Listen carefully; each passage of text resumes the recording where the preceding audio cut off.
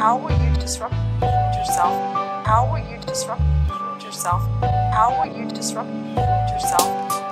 On today's show, we are players in these infinite games all the time. There's no such thing as being number one in your marriage. There's no such thing as winning global politics. There's no such thing as winning business. But if we listen to too many leaders, they talk about being number one, being the best, or beating their competition.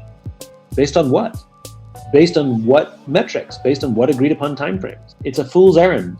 And the problem is when we play with a finite mindset in the infinite game, we hurt trust, we hurt cooperation, and we hurt innovation.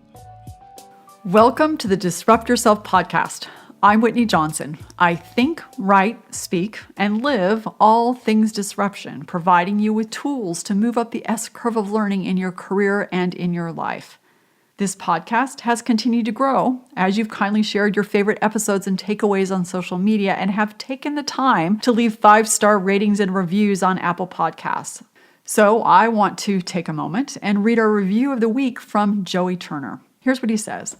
I can't say enough about the insightful guests Whitney continues to interview. This is the perfect podcast to help spur entrepreneurs and leaders to stay in the fight and continue to learn. Thanks, Whitney. Keep up the good work. Thank you, Joey, and I'm hoping that today's guest will fall into that insightful category for you. He is certainly in that category for me. To kick off 2020, I'm talking with Simon Sinek. Simon is best known for popularizing the concept of why in his 2009 TED Talk, the third most watched talk on TED.com with over 40 million views. Simon is the author of multiple best-selling books, including Start With Why and his latest book, The Infinite Game. Welcome, Simon Sinek. We are delighted to have you on the Disrupt Yourself podcast. Thanks for having me. First of all, shout out to our mutual friends, Gary Ridge and Karen Beatty, for connecting us. And I would like to start today with why. And something that occurred to me is a few weeks ago, I was at the Drucker Forum, and Amy Edmondson, who many of our listeners know because she was recently on the podcast, she was telling the story of the Chilean miner rescue. And she said that every single morning, they framed the day, they framed their efforts with their why. And it seems like, well, why would they need to do that? Because they all knew what they were trying to do. They were trying to save people's lives, but she said they did it anyway. And so what I thought we could do as we start today is let's start with your why. What is your why so that we can frame out our conversation that way? My why is to inspire people to do the things that inspire them. So together, each of us can change our worlds for the better. And it is how I start every day, and it is how I judge myself, and it's what I strive to do. So, what do you do, Simon? Every morning, do you write it down? Do you say it out loud? What does it look like? Well, in the early days, I used to have it written on a piece of paper next to my desk and next to on my bedside table. And so it was something that I saw every day and would refer to it when making decisions. Mm-hmm. Over the years, it's become more ingrained, but I still keep symbols and reminders all over the place to remind me of my why, because, we're all susceptible to short-term pressures and being distracted and becoming sucked into the weeds. And so we all need little reminders. So what's one of your symbols that you use that you're comfortable sharing with people? Well, I write the word inspire on all kinds of things, and the color orange has become symbolic for me as well. So I have lots of little orange knickknacks and things around me. They're all little reminders. What about orange? How did you hit upon orange? Well, it's the color of optimism, right? It's bright and forward thinking. So, oh, it's a great color. Okay, so with that, now that we've framed out the conversation that your why is to inspire people to do the work that inspires them, I'd love for you to share with us where you grew up and what you thought you wanted to be when you grew up. So I had a pretty amazing childhood. I grew up all over the world. I was born in England, moved to South Africa, back to England, then to Hong Kong, and then to New Jersey. And it was a great way to grow up. My sister and I, kept finding ourselves in these entirely new cultures, and we learned to be adaptable, and we learned how to function when we were the misfits. It was a great way to grow up. When I was very young, I wanted to be a special effects supervisor. I love the idea of, totally inspired by Steven Spielberg movies. I wanted to be in special effects, but that was a childhood dream. But in college, I sort of wanted to go to law school and become a criminal prosecutor.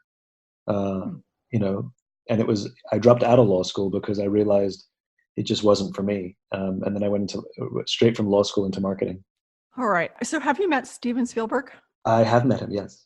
Did you get to tell him that was your childhood dream? Not really, no, but I did get to tell him that I mentioned him in my bar mitzvah speech. Oh, that's very sweet.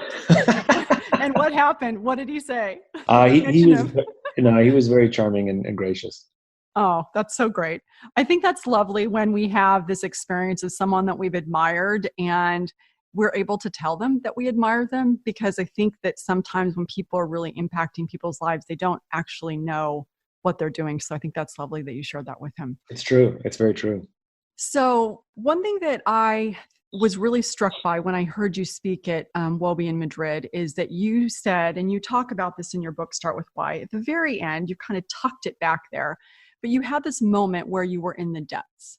And can you share with us what happened? What was that experience that you had, and how sort of the origin story of your ideas that you talk about today? Well, my ideas were born out of pain. I fell out of love with my own work, and I had no passion to go to work every day, and it really just became a job. And I was embarrassed by this because superficially things were good. I made an okay living. I had great clients. We did great work, but I didn't want to do it every day. And it was really kind of a dark place. I felt lonely. I became paranoid. It was not a great place. And it wasn't until a very dear friend of mine came to me and said, "I'm worried about you. Something's different."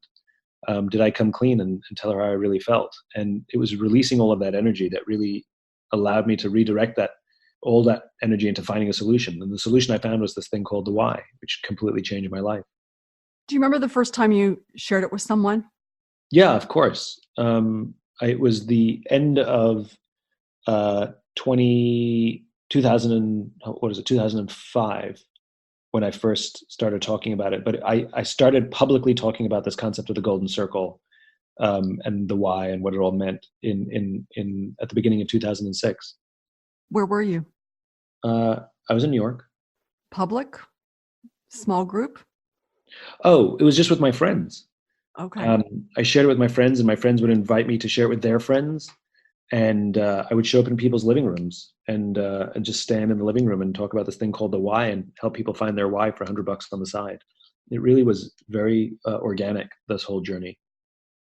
Huh. They'd say, "Simon, come, you've got to talk to my group of friends. They're trying to figure out their why." And it was just starting to build momentum on its own, it sounds like. That's correct. That's exactly what happened. And people just kept inviting me to speak, and I just kept saying yes. Huh. So when you think about your why today, so you want to inspire people to be inspired to do the work that they want to do. I just completely bungled it. Let me look at again my notes. You want to To inspire people to do the things that inspire them. Okay, good. So when you look at that today, what's one of your biggest challenges as you're trying to inspire people? What's challenging you as you're trying to do that? It's a difficult question. I don't think in those terms.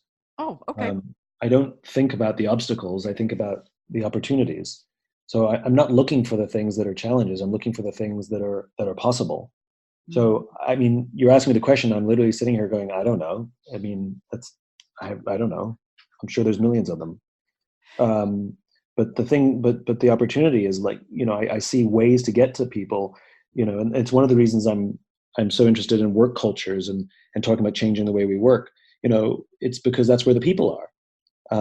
Even during the Great Depression, when we had 25% unemployment, that means 75% still had a job. Mm-hmm. So it seems inefficient to go door to door. It's way easier if we can get to people at work, which is why I've always focused on business. Oh, that's interesting. Okay.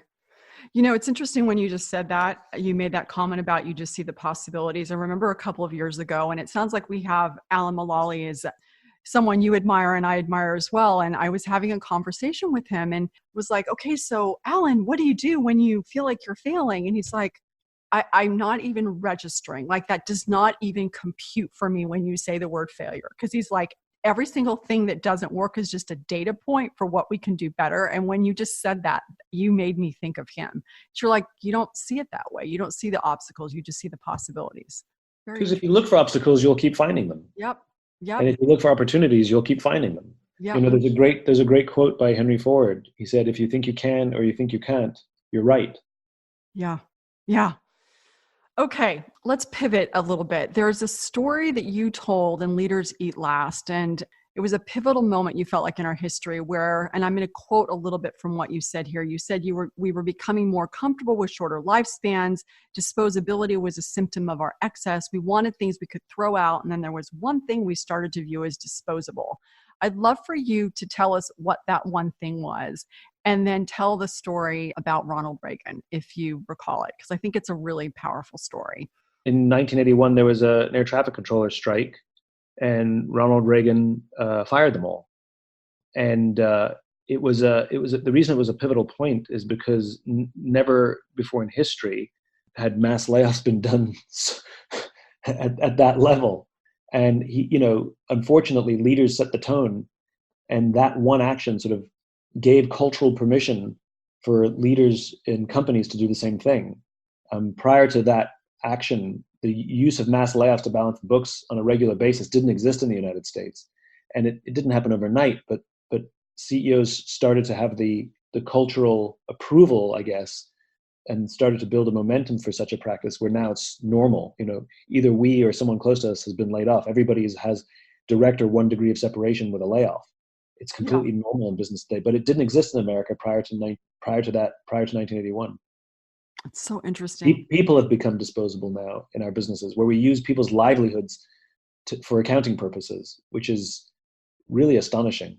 Yeah, it is astonishing. And I think one of the reasons that story struck me so profoundly is that I'm a fan of Ronald Reagan. And so in part, the story was powerful because people that we admire do things, and sometimes there are these unintended consequences of the things that we do. And it's also deeply concerning how we do see people as being so disposable. And I suspect he never intended for that to happen, and yet it did. I'm sure. I mean, this is the problem with leadership, right? Which is our actions are rarely in a vacuum. Yeah. Yeah. You're quite the student of history, especially American and military history. Are there any books or conversations that you had that kind of led to that? Is it partly because you lived abroad much of your life, and so you're kind of this outside in perspective? Do you have any thoughts on that? No, it was because of the United States Air Force. Say more. Very, very early on in this phase of my career, in 2006, when I first started talking about this concept of why, the Air Force got wind of me, and they invited me to the Pentagon to speak to a bunch of officers about the concept of why. So, I only first publicly talked about the concept of why in January of 2006. By May of 2006, I was at the Pentagon having a meeting it was the most surreal thing. It was just surreal. And I think it's very indicative of their culture. They have a very early adopter culture in the Air Force. They have a culture where they expect ideas to come from anywhere. And it's a very different culture than the other branches of the military. And I'd never really spent much time with folks in the military. And this was my first interaction with them. And I got along with them, and they kept inviting me back. And I started to have these deeper conversations and started to really learn about military culture. And they kept inviting me to bases to speak across bases across the country. And like any kind of friendship, the more you spend with someone, the better you get to know them and the more you like them. And that was the start of a very deep and loving relationship I have with all the branches of the military now. I love that. Okay. All right. So you made a statement. We're still in your second book, Leaders Eat Last. You made this statement: numbers of people aren't people, they are numbers. And then you cited the Stanley Milgram experiment, and it's such a fascinating thread that runs throughout that book. And we won't talk about it now, but I recommend all of you go back and read that book if you haven't read it. But something that I observed at Wobi Madrid is that after you spoke, there were hundreds of people waiting for you to sign their book, maybe 1,000. I think there were like 2,000 people there, but there were hundreds of people. You now have the third most listened to TED Talk, 47 million views. What do you do real time in your life today, tomorrow, yesterday, so that people don't become numbers? Well, I mean, we have to get to know people. We have to, when we cannot lead a company from behind a computer screen. And I think, technology, may help us be more efficient, but leadership is not sitting at a screen replying to emails. You have to roam the halls. You have to get to know your people. You have to talk to them. I like interacting with people, and I encourage the leaders on our team to do the same. It's particularly hard for us because we're a virtual team. And so we have to work extra hard at staying in contact with each other. But the more you get to know people and understand their lives and their stresses and their strains and their ambitions and their dreams, you start to see them as people. You start to know who they are. And it's important for us to spend the time to get to know our people. So what will you do today, for example, where it's early in the day? What's one or two things that you will do today to get to know the people that you work with, et cetera, so that they stay people and don't become these abstractions that you talk about? Well, we don't use email very much. You don't. We do video conferences and phone calls a lot. And so we're constantly talking. And so you hear tone of voice and you have small talk. These things all help. I like to travel with a colleague when I go on my trips. It keeps me human. So, this afternoon, it's video conferences and phone calls more than emails. Interesting. Okay. So you just stay present with people as opposed to abstracting them via email and maybe even through a Slack channel, et cetera. Okay. There's some good tips, I think, for all of us. I'm like thinking about my business. Okay. What do I need to do? Make sure I hop on the phone and not send yet another email. Okay. Let's go to your next book. So in your most recent book, you talk about the infinite versus the finite mind. Can you just high level overview talk to us about what that means? So in 1986, a philosopher by the name of James Carse wrote a little book called Finite and Infinite Games. And in it, he defined these two kinds of games. A finite game is defined as known players, fixed rules, and an agreed upon objective, like baseball. There's a beginning, middle, and end, and if there's a winner, there has to be a loser. And then he defined infinite games. Infinite games are defined as known and unknown players. The rules are changeable, and the objective is to perpetuate the game, to stay in the game as long as possible. In other words, there's no finish line. And we are players in these infinite games all the time. There's no such thing as being number one in your marriage. There's no such thing as winning global politics. There's no such thing as winning business. But if we listen to too many leaders, they talk about being number one, being the best, or beating their competition. Based on what? Based on what metrics? Based on what agreed upon timeframes? We get to choose whatever metrics or timeframes we want. So you can be number one however you want to be it. It's a fool's errand. And the problem is when we play with a finite mindset in the infinite game, we hurt trust, we hurt cooperation, and we hurt innovation. And so we have to play for the game we're actually in. And in business is an infinite game. There is no finish line. So one of the questions that I have had a number of people ask me, so I posted on LinkedIn, said, what question would you ask Simon if they could talk to you? And a number of people asked the question, all right, so if I want to play an infinite game, I'm a CEO, for example, of a venture-backed company, PE-backed company. I'm trying to play an infinite game, but I've got investors who are still more focused on the finite game, or I'm a manager, like what that looks like. What are your thoughts? One or two suggestions that you would make to people who are trying to make that shift in their perspective or that shift around them of moving from the short game to the long game? Well, so you raised two different scenarios there. One is, I have investment, and my investors are finite players. Well, then why'd you take their money? Unfortunately, I get this question a lot. I have so much pressure from my investors to make the short term and make decisions that are, I know, bad for my company. Well, then why did you take their money? Did you take their money because they were the best partners, or did you take their money because they offered you the most?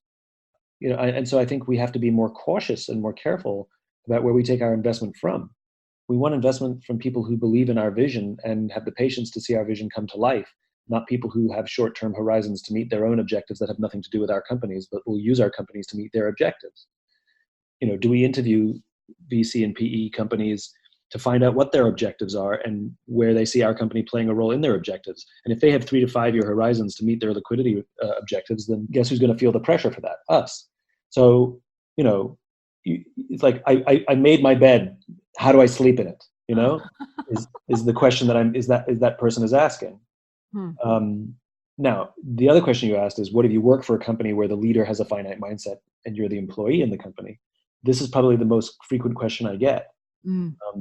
The answer is you can't change people. You can't control that which you cannot control. The only thing we can control is ourselves. And so the opportunity there is to become the leader you wish you had, to show up every single day to create an environment in which the people that you work with, whether they're subordinate or superior or peers, come to work every day, inspired to be there, feel safe there, psychologically safe, and return home fulfilled. that they feel like we have their backs and that we would support them and we're there to help them grow. And these little teams become higher performing and people enjoy working there more. And then one of those people will move on and join another team and they'll take everything that they've learned and they'll become a great leader. And then one of those people will move on, join another team and they'll become a great leader. And before you know it, we've changed the direction of the whole company. I love that. Okay, so here's a question for you. So let's say I'm listening to you right now, which I am, and I'm inspired, which I am, and I'm like, okay, I know I oftentimes have this finite mindset. I want to have a more infinite mindset. And you are coaching me. What one or two things would you say, Whitney, okay, here's what I want you to do today to shift yourself just a little bit more in the direction of being infinite? Well, number one is why you in business in the first place. I mean, yes, you may have a why, but what's your just cause? Remember, a why comes from the past. It's the foundation. Mm-hmm. But a just cause is the future. It's where you're going. It's the vision of the futures that you're trying to build, and you're using your company to help build that future. So many vision statements are complete nonsense. To be the biggest, most profitable company offering the highest value. Well, that's not a vision. That's just a goal that has an arbitrary metric to measure that success point. And what happens if you get there? What happens if you meet that arbitrary goal? Do you shut the doors? We're the biggest now. Close shop. Right? A vision has to be enduring. Yeah. And so the question is, what are you hoping to achieve? What's the vision of the world you're trying to advance? And you're using your work and your company to help advance it. Like, you need to know what that is. And even if you don't have the vision yourself, you can still find a vision. It doesn't, only 2% of the world's population are visionary. Not everyone's, Elon Musk or Richard Branson. But you get to find a vision. You have to find a vision. So maybe it's a vision that somebody else articulated that inspires you, that you want to commit your energy and your work and your company to help advance. Whatever it is and wherever it comes from, you have to be able to state it in words. Okay, so what's your just cause? So that's advice number one, is find a just cause. What's yours? To build a world in which the vast majority of people wake up every single morning inspired, feel safe at work, and return home fulfilled at the end of the day. Okay, fantastic. Okay, so that's step number one, is what's your just cause? And like you said, I can adopt your just cause as well, so that I don't. If it inspires you, absolutely. We need an army, so it's going to take a lot of us. So, okay, fantastic. Welcome to the movement. All right, thank you very much. Okay, and number two, what's step number two? What would? Well, it's not number two. These aren't a hierarchy. They're not. Okay. They don't have to go in order. Another step is what I would say. Okay. Is to build trusting teams. Okay. We're human animals. We're social animals, and trust is essential to us. And if we're to build an organization or live a life in which we can maintain an infinite mindset, we need to foster deep, meaningful relationships, whether they're with our colleagues or with our friends. So building trusting teams is all about creating deep, meaningful relationships. It's about investing in people. All right. So question for you. You talked a little bit earlier about your building trusting team. So you've got people who are on your team. They all have bought into or agree with the just cause. It's now become their just cause is probably a better way to say it. What are some things that you're doing to build a trusting team, in addition to talking to people, video conferencing, occasionally traveling? Any other things that you're doing specifically? We try very hard to operate with empathy. That if something goes wrong, this is Alan Mulally as well. It's not that you are the problem, it's that you have a problem. So for example, here's a normal business scenario. Your boss walks into your office and says, "You've missed your numbers for the third quarter in a row. We've had this conversation before. If you don't pick up your numbers in the fourth quarter, I don't know what's going to happen."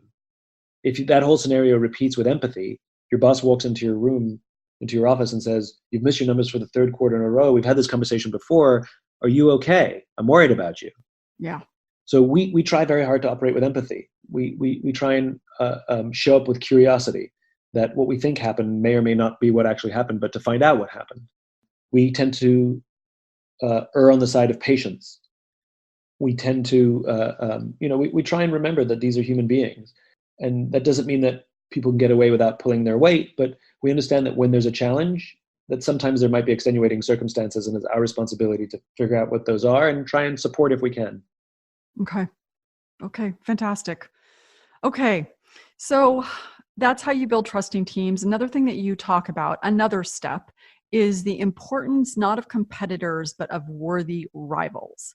And so I have to just say this. So in Spain, I heard you say you had a worthy rival and you would not tell the audience who it was, which was fantastic. because everybody was trying to figure out who it was.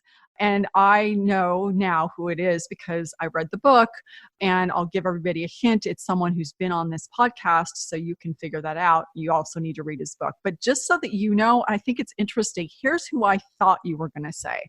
I thought you were going to say either Malcolm Gladwell, Dan Pink, Seth Godin, or Tim Ferriss. And it wasn't any of those people, but I thought I would share with you who I, in my mind, see you as being your rivals and people that move you ahead. So I'm curious, what are your thoughts when you hear that? Oh, I think it's funny. I mean, everybody has their own idea about who are, and by the way, you can have multiple worthy rivals. Yeah. You don't have to have just one. Yeah. And so, it's, when people ask me the question, I mean, it doesn't make a difference. It's not going to help them advance their business, or learn more if they know who my worthy rivals are. The question is, who are your worthy rivals? Right. And why are they important? That's what really matters. And why are they important? Because what they do is they reveal to us our own weaknesses. They make us uncomfortable because they tap something into us that doesn't feel good. That's why we get angry when they succeed. I mean, we've all had the experience at work where somebody gets promoted and we get angry. Think about that for a second. We get angry at somebody else's good fortune. Yeah. And odds are pretty high that there's something about that person that is tapping into something in us that's making us uncomfortable. And so instead of taking a hard look at ourselves, instead we redirect that energy into a competitive energy. And as I learned the hard way, it's just not healthy because it focuses our efforts in all the wrong places to do all the wrong things. We become obsessed with beating them rather than trying to improve ourselves. Yeah, you said something. It's easier to channel uncomfortable energy into a competitive spirit than it is to do the self-reflection. That was pretty. That's true. I think that's true. Yeah, it's really powerful. It's really powerful. And then the other thing that you had said was the goal is not to beat your competition. It is to outlast them. The only real competitor is yourself. You have to do it better than you did before. So what's something you're going to do better in the next couple of months than you did before? Well, I mean, everything is constant improvement. It's not, what's one thing, it's everything. I want to be, it's every time I speak, I want to be a better speaker. Every time I write something, I want to be a better writer. Every time I do an interview, I want to be a better interviewee. It's not what's one thing. It's whatever I'm doing has to be better than the last time I did it. And it's the same for a company. How do you make your product better this year than it was last year? How do you make your culture stronger this year than it was last year? How do you make your leaders better equipped to lead this year than they were last year? Like, it's constant. It's everything. Yeah. I think, if I only build one bicep, I'm going to have a very weird looking body. You don't, it's not about picking a thing. It's about the whole thing. Yeah. And that's what makes it complicated. You have to work the whole body. You have to sleep. You have to eat well. You have to nurture deep, meaningful relationships. And that's how you be healthy. And to do all those things all the time is very, very, very hard work. I was just wondering if you could read one paragraph for us as we start to wrap up. So it's in the afterword, and in the version I have, it's page 222. It's the paragraph at the top of the page where it starts with, if we choose to live our lives. If we choose to live our lives with a finite mindset, it means we make our primary purpose to get richer or promoted faster than others. To live our lives with an infinite mindset means that we are driven to advance a cause bigger than ourselves. We see those who share our vision as partners in the cause, and we work to build trusting relationships with them so that we may advance the common good together. We are grateful for the success we enjoy, and as we advance, we work to help those around us rise. To live our lives with an infinite mindset is to live a life of service. Just lovely. Okay. My last question to you is, you wrote this beautiful inscription to your grandmother or dedication. Could you just read that to us and tell us why she inspires you? Yeah, give me a second. I'll go to it.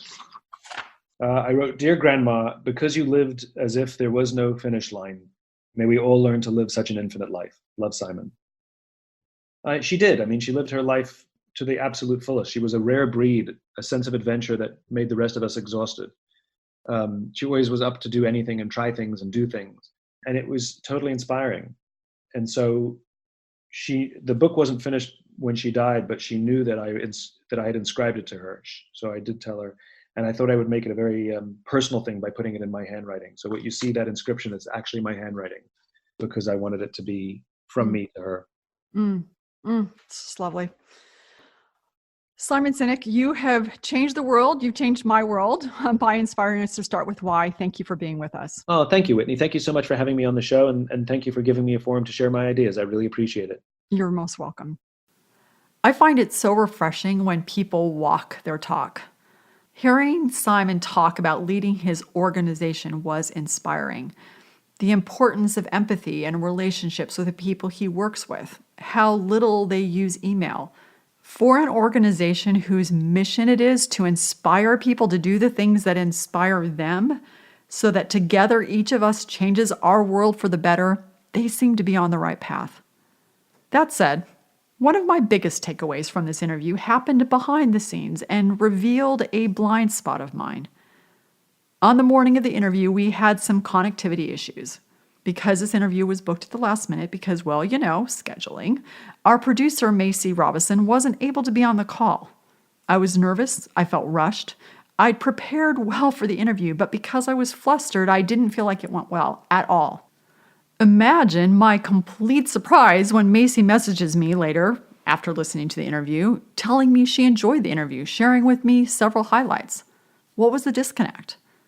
In the 7 accelerants of disruption, I often refer to entitlement as being a curve killer, that when we're entitled, we don't see people as individuals, but as objects.